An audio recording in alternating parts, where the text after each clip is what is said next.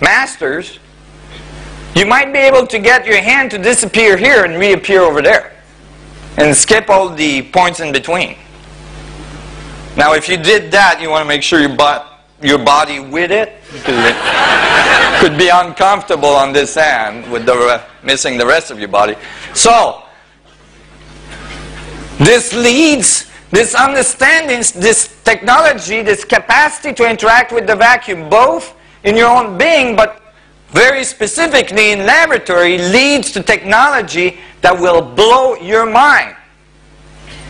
Leads to technology that not only brings us to a capacity of abundance of energy, infinite amount of energy, space drive and so on, but to actually transfer the information from one end of the galaxy to the other end of the galaxy without having to go through all the points in between.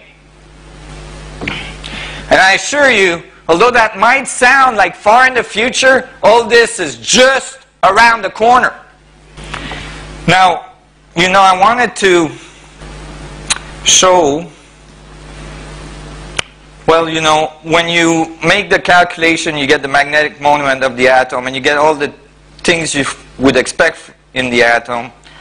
But I wanted to say a few things on ancient civilization, because when I did this research, I was studying in parallel a lot of ancient civilizations.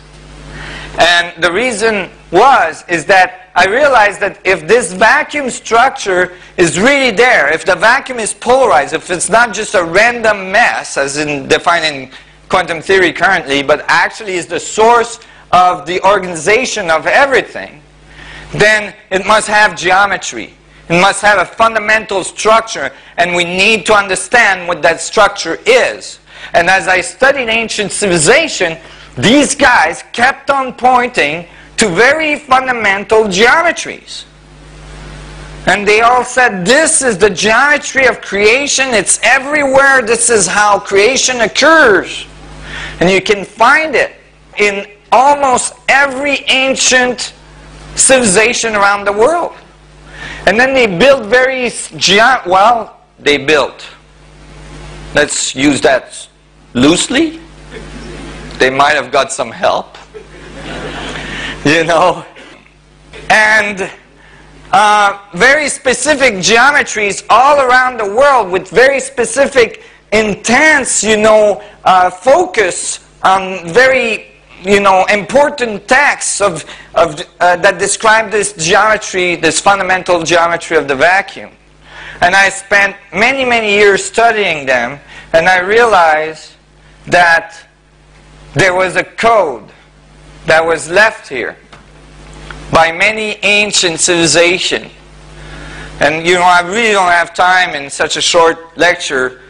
Most people that have been to my lectures, they're usually 10 hours long, to actually get into that part of the knowledge.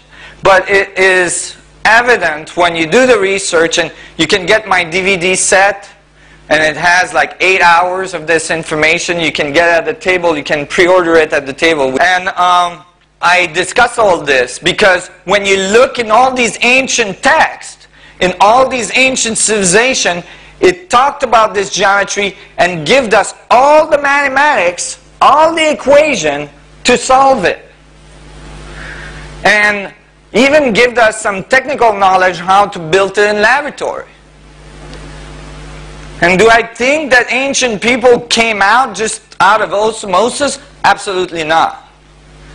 Evidence supports very widely that there was some advanced civilization around here that were attempting to give us some knowledge about these things. You know? Some of those guys. This is in Russia. They just found these skulls not so long ago. And that the geometry was fundamentally embedded in many different ways. You know, this is actually on a pillar in Egypt. It's not etched, it's not carved, it's somehow burned into the atomic structure of the granite pillar. in Egypt at the Osirian temple. Then you go to China.